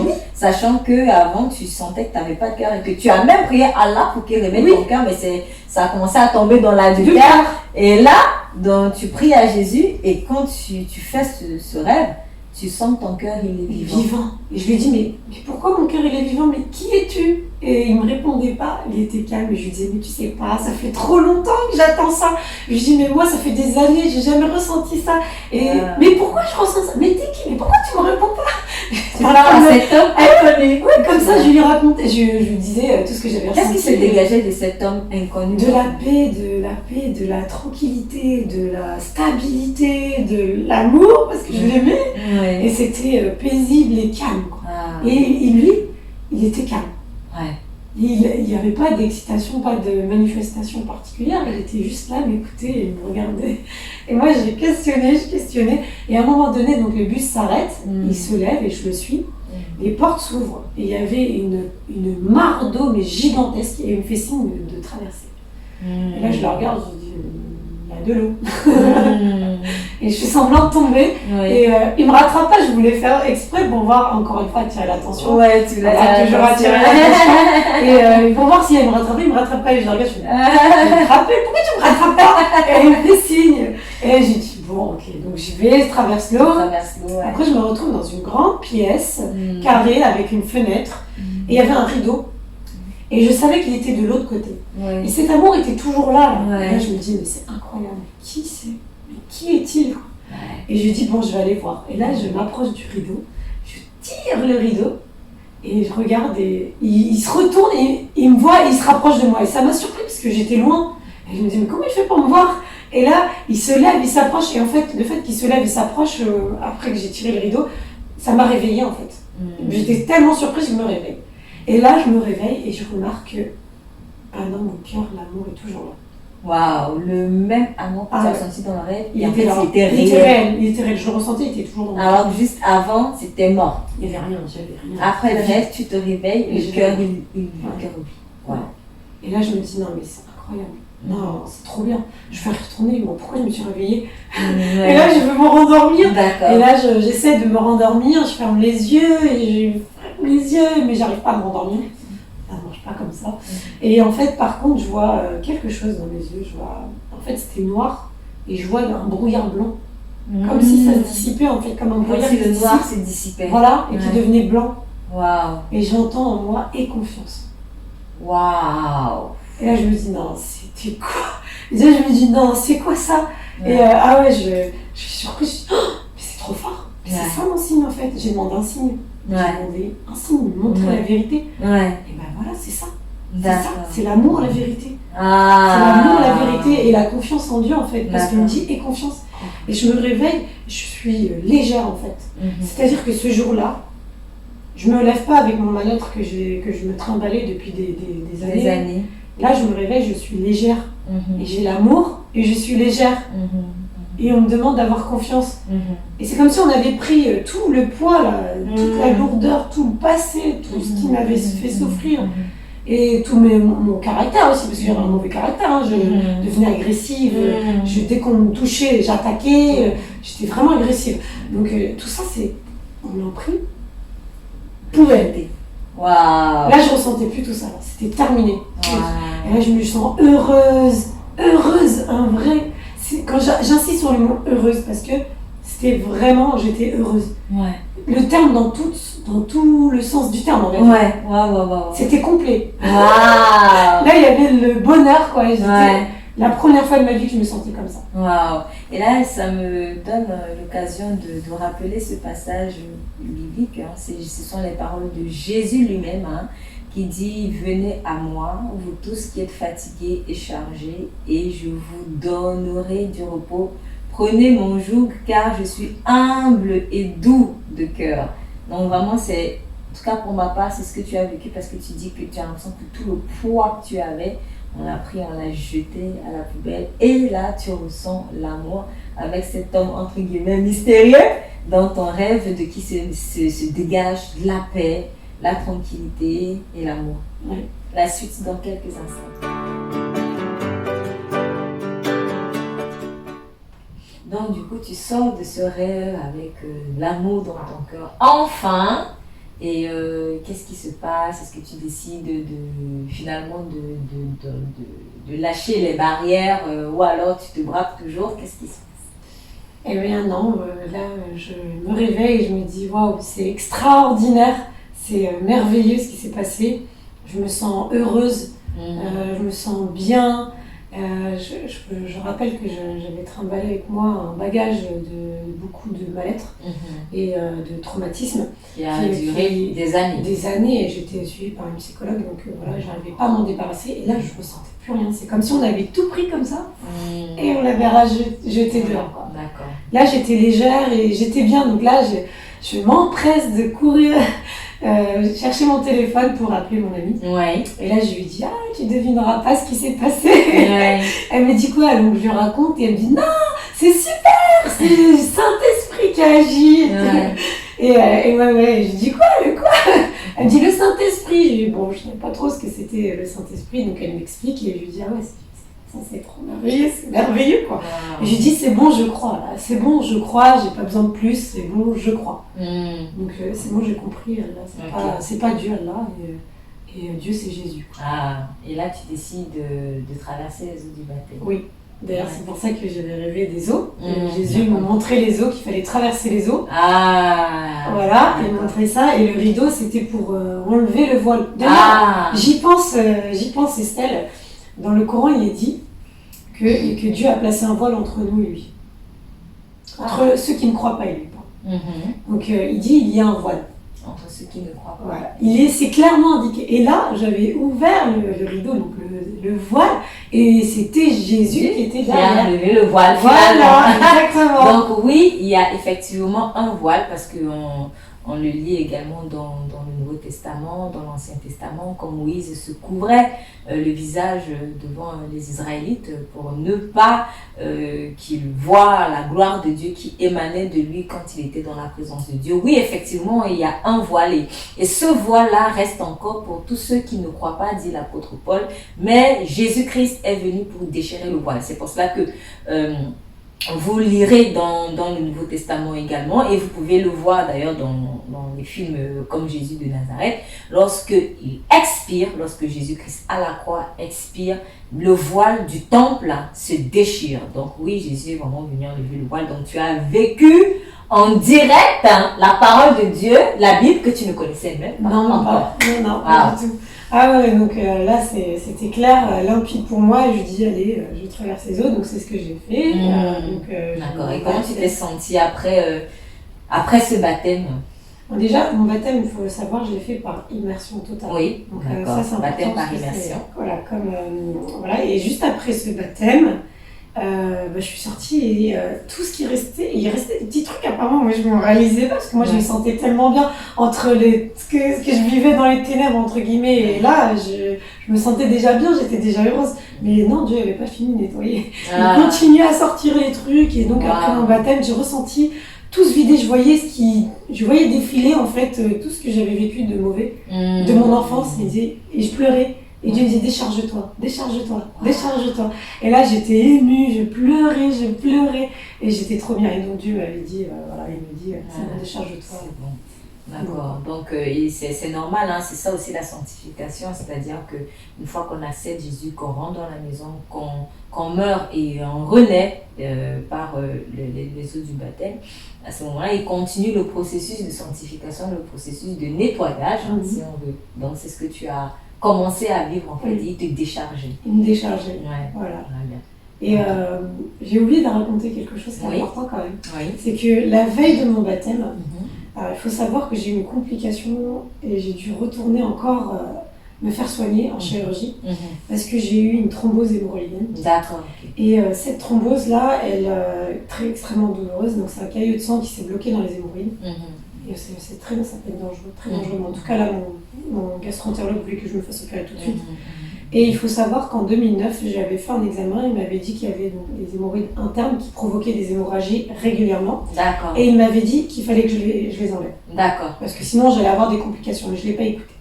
Honnêtement, je ne voulais pas faire cette opération. Et j'ai caché en dessous, là, je ne voulais pas en entendre parler. Donc voilà, et jusqu'à là j'ai tellement souffert la veille de mon baptême que j'ai tellement souffert que là j'ai dit c'est bon. Quand il m'a dit on fait l'opération pour enlever la source de ton problème, j'ai dit oui, avec plaisir. Même si ça fait mal, tant pis, mais oui, parce que je ne veux plus revivre ça. Et donc il m'avait dit ok, très bien, on va programmer cette opération le 30 juin, un mois plus tard. Donc voilà. Et du coup, quand tu sors des eaux, est-ce qu'il y a eu des répercussions aussi sur le plan de ta santé? Eh bien oui, Ouais. justement oui. Et ça, c'est quelque chose dont je ne m'attendais pas. Parce que quand on vit une religion, on croit qu'il faut juste aimer Dieu et l'adorer et faire le mieux qu'on puisse faire en fait, pour les bonnes œuvres, etc. Et là, je pensais que c'était la même chose, sauf que cette fois-ci, j'allais prier le bon Dieu. D'accord, ok. Voilà, Donc, tu moi, pensais que cette fois-ci, maintenant le vrai Dieu c'est Jésus, mais tu vas faire un peu comme avant, essayer de faire de bonnes œuvres pour lui plaire. Pour lui plaire. D'accord. Voilà, que maintenant je dirigeais mes prières, que je parlerai avec lui, que ce sera lui mon Dieu. Et voilà. Au début, je croyais ça. Et en fait, il s'est passé plein de choses qui m'ont rapproché de lui. Et là, j'ai réalisé que c'était pas ça Dieu en fait. Et déjà, la première chose, c'est quelque chose dont je ne m'attendais pas. Il m'a guéri. Et ça, c'est incroyable. Pour moi, c'était incroyable et merveilleux parce que je ne m'y attendais pas du tout et je ne donnais pas ma vie pour ça. Et donc, du coup, comment? Alors, premièrement, le 30 juin, donc moi, je me suis fait baptiser fin mai. Le 30 juin, je suis revenue chez le médecin pour me faire opérer. Et donc, j'étais sur la table. Et au moment où il met la caméra, il me dit, pour opérer, il me dit, on ne va pas opérer. Il me dit, on annule l'opération. On annule l'opération? Ah, il m'a dit, on annule l'opération. Et je dis, mais pourquoi? Et il me dit, il n'y a plus rien. Ah. Ça s'est résorbé. Plus d'hémorroïdes. Plus d'hémorroïdes. Et donc plus besoin d'opération. Plus besoin d'opération. Ok. Il n'arrive pas à expliquer pourquoi. Et j'ai demandé à 2 amis à moi qui sont médecins, un qui est radiologue et une qui est médecin généraliste. Et ils m'ont confirmé tous les deux que c'était un miracle. D'accord, que c'est pas possible que ça disparaisse comme ça. Ça ne peut pas partir comme ça. C'est comme les varices en fait. Ouais. Les varices, les formes sur la femme. En fait, la varice, si on ne l'opère pas, elle reste comme ça. D'accord, ok. Et puis par ailleurs, de 2009 jusqu'à là, elles étaient encore là. Parce qu'en fin mai, quand j'ai été me faire opérer d'urgence, elles étaient là. D'accord, ok. Elles n'ont jamais disparu. D'accord. Et là, elles avaient disparu. Elles avaient disparu comme par hasard, comme par enchantement, juste après que tu donnes ta vie. Alors là, moi, j'étais sûre que c'était Dieu. Alors là, j'étais sûre et certaine que c'était Dieu. Et d'ailleurs, il m'a guéri par ailleurs aussi par rapport à mon insuffisance ovarienne. Ouais. Parce que j'avais un traitement hormonal de substitution, sans lequel je ne me sentais pas bien. Donc, comme j'expliquais, j'avais tous les symptômes qui revenaient là. Et puis, je me suis rendu compte que j'avais plus besoin de prendre mon médicament. Wow. Et que ça se remettait en route. Waouh! Donc ton organisme se remettait à fonctionner normalement petit à petit et de telle sorte tu n'as même plus besoin de prendre des médicaments. Plus du tout, ouais. Wow. Et au jour d'aujourd'hui, j'ai pas repris de traitement. Wow. Alors que ça faisait 11 ans. Non, même plus, parce que j'avais 23 ans. On va dire presque entre 13 et 14 ans. D'accord, donc à peu près. 13, 14 ans, j'étais sous traitement. Tu étais sous traitement et tu donnes ta vie à Jésus. Et là, même pas quelques jours. Même pas quelques jours. C'est parti. Voilà. Donc, hémorroïdes à la poubelle, insuffisance ovarienne, peu de symptômes. Waouh! Et là, tu as la conviction, c'est le Seigneur Jésus. Oui. Ah ouais, j'étais persuadée. Là, je dis, Dieu est puissant. Il est puissant, il est vraiment puissant. Pourtant, c'est une chose que tu n'as même pas forcément demandé. Mais en fait, c'est logique quelque part parce que quand Dieu il vient dans votre vie, il vous restaure esprit, âme et corps. Donc, la guérison fait partie de notre héritage en Jésus-Christ. Donc, il a fallu qu'il guérisse ton cœur, qu'il sauve ton âme, qu'il redonne vie à ton esprit et le corps, en fait, il en pâtit aussi dans le bon sens du terme parce que si l'âme est restaurée, l'esprit aussi est renouvelé, et bien le corps, il va se restaurer, il va suivre, en fait. Donc, c'est ce que tu as vécu, franchement, gloire à Dieu. Et jusqu'à présent, aucune explication. De toute manière, lorsqu'il y a eu ce problème dans le ventre, tu as dit qu'il n'y en avait aucune explication scientifique. On ne savait pas ce que c'est que cette boule. Et aussi, elle a disparu. En fait, l'explication même, ça va encore plus loin parce que ce que j'ai eu, c'est quelque chose que seules les femmes enceintes qui ont accouché par césarienne peuvent avoir. Ah, c'est ce qu'on t'explique. Voilà, c'est une endométriose pariétale. D'accord.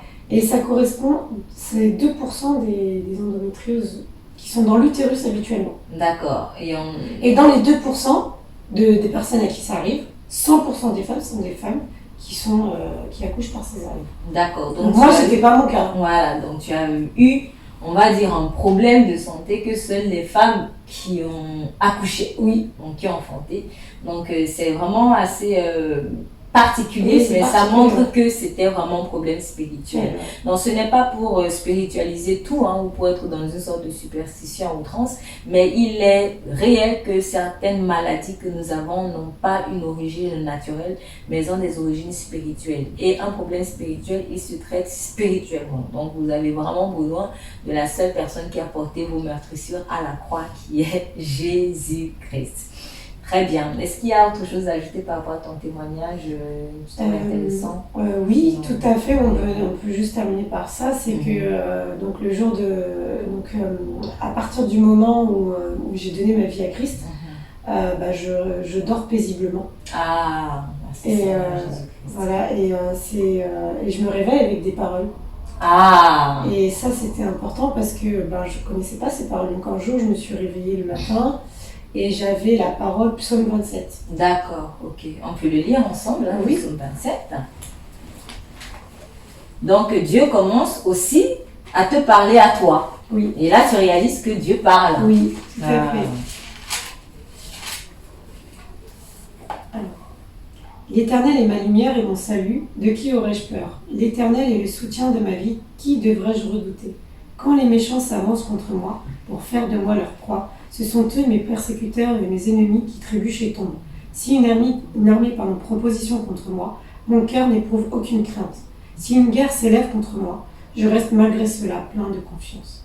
Je demande à l'Éternel une chose que je désire ardemment. Je voudrais habiter toujours ma vie dans la maison, toute ma vie dans la maison de l'Éternel, pour contempler la beauté de l'Éternel et pour admirer son temple, car il me protégera dans son tabernacle le jour du malheur. Il me cachera sous l'abri de sa tente, il m'élèvera sur un rocher. Déjà ma tête se dresse au-dessus de mes ennemis, qui m'entourent. J'offrirai des sacrifices dans sa tente, avec des cris de joie, je chanterai, je célébrerai l'Éternel. Éternel, écoute ma voix, car je fais appel à toi. Aie pitié de moi et exauce-moi. Mon cœur dit de ta part, recherchez-moi. Je te recherche, Éternel.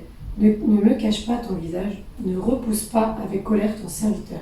Tu es mon secours, ne me laisse pas, ne m'abandonne pas, Dieu de mon salut. Même si mon père et ma mère viennent à m'abandonner, l'Éternel m'accueillera. Éternel, enseigne-moi ta voie, conduis-moi dans le sentier de la droiture à cause de mes ennemis. Ne me livre pas à la merci de mes adversaires, car de faux témoins s'attaquent à moi, les hommes qui ne respirent que la violence. Oh, si je n'étais pas sûre de voir la bonté de l'Éternel au pays des vivants, espère en l'Éternel, fortifie-toi, et que ton cœur s'affermisse. Espère en l'Éternel. Amen. Donc tu t'élèves avec ce psaume. Oui. Mais je ne savais pas en fait au début ce qu'était un psaume, puisque j'avais jamais ouvert la Bible de ma vie. Donc j'avais appelé mon ami, je lui ai dit c'est quoi le psaume 27? Il me dit pourquoi? Je dis j'ai eu ça ce matin en me réveillant. Elle me dit mais c'est un chapitre de la Bible, va le lire. Ouais. Et donc là c'est là où je l'ai lu. Et en fait en lisant ce chapitre, il y a quand même un verset qui m'interpelle particulièrement, c'est celui qui parle des parents. Si mon père et ma mère en étaient abandonnés, l'Éternel me recueille. Et donc du coup, je me dis, il va se passer quelque chose. Ouais. Je le dis à ma sœur, et je lui dis, tu verras, il va se passer quelque chose. Elle me dit, mais non. Parce qu'en fait, tout ce que je raconte là aujourd'hui, je l'ai partagé avec toute ma famille. Tous ceux que j'avais au téléphone, je leur racontais au fur et à mesure ce qui se passait. Je ne l'avais pas gardé pour moi, parce que c'était trop extraordinaire. Enfin, je ne pouvais pas le garder pour moi. Donc voilà, et donc au début juin, autour du 7-8 juin, j'ai une conversation avec mon père et il me dit mais qu'est-ce que tu es en train de faire? Tu es en train de devenir chrétienne? Je lui dis oui. Et il me dit non, tu es musulmane. Je lui dis non, j'ai donné ma vie à Jésus. J'ai promis à Dieu, je lui dis j'ai promis que je changerai ma vie, peu importe ce que dirait qui que ce soit, donc je tiendrai ma promesse. C'est mon âme, j'en suis responsable, donc je la donne à Dieu. Voilà. Et donc il m'a dit on n'a plus rien à se dire.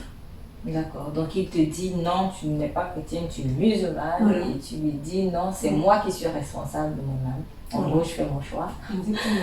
Et responsable entre guillemets, parce qu'on sait que notre âme est entre les mains de Dieu, mais en fait, ce que tu veux dire, c'est que c'est toi qui fais le choix. En fait, d'où est-ce que ton âme est censée aller? Et là, tu as fait le choix de Jésus-Christ. Et à ce moment-là, il te ferme la porte. Oui. D'accord, ok. Donc ça correspond bien à ce passage. Parce qu'il m'avait donné Dieu. D'accord, donc il savait en avance ce qui allait arriver. Ce qui est beau avec Dieu, c'est qu'il nous avertit très souvent, en fait. Il nous avertit sur des choses qui vont arriver et il nous rassure déjà. Donc, Il te dit, ton père, ta mère t'abandonnent et moi je te Ça reçois. recueille, exactement. Et donc là, moi, je suis contente parce que c'est Dieu. Ouais. C'est pas, on ne Ouais. prend pas n'importe qui, là, Ouais, c'est Dieu bien qui sûr. recueille. Donc c'est merveilleux. Mm. Et voilà, et donc j'ai eu plusieurs autres paroles après. C'était pas la dernière fois, j'ai eu d'autres paroles qui sont arrivées au fur et à mesure. Mm. Et puis le jour de mon anniversaire, pendant une prière, pendant la prière du culte Ouais. du dimanche, Ouais. eh bien j'ai reçu le don du parler en anglais. Ah. Le jour de mon anniversaire. Ça, c'est le meilleur cadeau Ah que oui, Dieu c'est le puisse meilleur vous donner cadeau. parce que il a dit vraiment le Saint-Esprit, c'est tout ce qu'il a donné en fait. Donc Jésus, en se sacrifiant, c'était pour qu'on reçoive son Saint-Esprit. Et à ton anniversaire, tu avais peut-être l'habitude d'être en famille ou de recevoir des messages de la famille. Voilà, de la famille, des amis. Bon, Et là, il n'était plus là. La famille n'était plus là puisque tu as donné ta vie à Christ, on t'a fermé la porte. Et là, Dieu, il te donne le meilleur cadeau. Son Saint-Esprit. Donc ça c'est vraiment merveilleux. Donc j'aimerais aussi insister sur cet aspect de ce qu'une fois que voilà tu donnes ta vie à Christ, tu n'es pas resté dans la nature, donc tu as quand même intégré une église et ça c'est important. Fait, ouais. Donc si vous avez donné votre vie à Christ, ne restez pas tout seul, priez pour que Dieu vous emmène dans une famille spirituelle où vous allez vraiment grandir. C'est très important parce que dans le corps de Christ, il n'y a pas d'électron libre. Si la main dit moi je vais vivre en dehors du corps, elle ne le pourra pas. Donc restez pas chez vous, dites pas que je vais évoluer tout seul, je fais confiance à personne. Non, priez et Dieu vous emmènera vraiment dans l'église qu'il a déjà préparée pour vous, où vous vous sentirez bien, où vous allez pouvoir évoluer, où vous allez pouvoir servir aussi. Donc c'est très très important en fait. Ça en tout cas pour ma part c'est le cheminement normal de Dieu. Tous ceux qui donnent leur vie à Christ à un moment donné ont une église pour évoluer. Donc vraiment je remercie vraiment le Seigneur pour ce merveilleux témoignage. Est-ce que tu as un dernier conseil à donner aux personnes qui peut-être étaient dans ta situation parce que voilà, dans ta situation, c'est vrai que ce qui est beau, c'est que tout le monde peut s'y retrouver. Si vous avez besoin d'amour, vous allez vous retrouver dans son témoignage. Si vous vous questionnez par rapport à votre religion, et vous comprendrez qu'en fait, la vérité, c'est Jésus-Christ. Si vous avez un problème de santé, vous comprendrez que Jésus-Christ guérit. Bon, bref, il y a tellement de richesses dans ton témoignage. Mais est-ce qu'il y a peut-être quelque chose sur lequel tu aimerais insister, que tu pourrais donner comme conseil aux personnes qui nous écoutent? Alors oui. J'ai un conseil en effet. Dans tout ce que j'ai vécu, il y a quelque chose qui est important et qui a tout débloqué. C'est de se dire, je n'ai rien à perdre que de parler à Jésus et de lui demander de venir dans ma vie. Parce qu'on peut être pris par la peur. Ouais. Moi j'avais peur au début. Ouais. Parce qu'il y a les jougs familiaux, les jougs religieux, les jougs culturels. Et même la peur de déplaire aux personnes qui nous entourent. Ouais. Il peut y avoir plusieurs raisons. Mais c'est dommage de laisser ces raisons l'emporter sur le « je n'ai rien à perdre ». Ouais. Parce que le « je n'ai rien à perdre » est important, il peut faire basculer toute une vie vers le meilleur. Et moi, c'est ce que j'ai vécu. Et je ne regrette pas de m'être dit un jour, de toute façon, je n'ai rien à perdre que d'essayer. Et grâce à ça, et gloire à Dieu, ma vie a changé, je suis heureuse, je suis comblée, merci Seigneur encore d'ailleurs pour tout ce que tu fais dans ma vie. Et ça change, voilà, ça change tout. Donc mon conseil c'est essayez, vous verrez. Jésus vous répondra toujours. Ouais. Toujours. Jésus-Christ est Dieu. Tu voudrais bien faire une petite prière pour nos différents téléspectateurs? Oui, je veux bien. Alors Père, je prie au nom de Jésus-Christ. Je te remercie infiniment, Père, pour toutes ces bénédictions, la grâce que tu m'as accordée, la lumière que tu as portée dans ma vie, la vérité aussi que tu as révélée. Père, je prie pour que tous ces téléspectateurs qui ont regardé ce témoignage puissent bénéficier eux aussi de cette vérité, de cet amour, de ta justice, de ta lumière, qu'ils puissent être tirés de là où ils sont, vers toi, Seigneur, car c'est toi qui attire les cœurs vers les pères, qu'ils puissent être bénis richement, élevés en ton nom, Seigneur Jésus-Christ. Amen. Amen.